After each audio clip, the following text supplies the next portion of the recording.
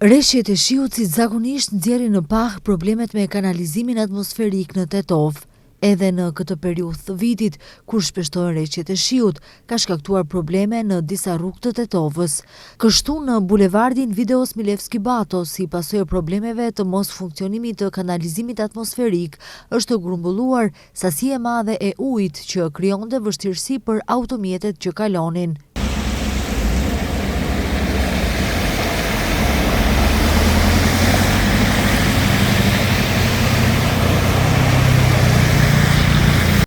Problemet e kësaj natyre evidentohen shpeshherë edhe në pjesë të tjera të qytetit të Tetovës dhe jo vetëm. Mos akumulimi i ujrave është si pasojë e mospasjes së një sistemi të mirë të kanalizimit atmosferik në Tetov, dhe kjo më shumë vëret gjatë periudhës së vjeshtës dhe pranverës, kur ka më shumë rreshje të shiut.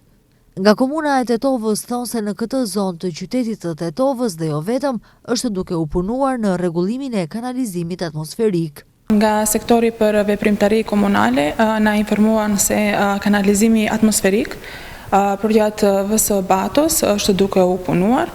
Është bërë 2/3 e punës, gjë që kam ngelur vetëm pjesa përfundimtare.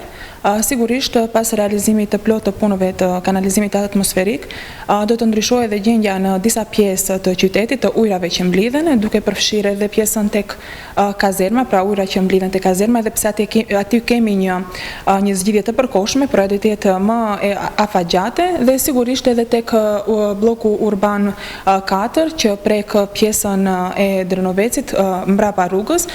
Kjo, domethënë, pas përfundimit të kanalizimit atmosferik do të jetë një ndryshim shumë i madh dhe qyteti nuk do të përballet me këto ujra që mblidhen zakonisht pas rreshjeve të shiut.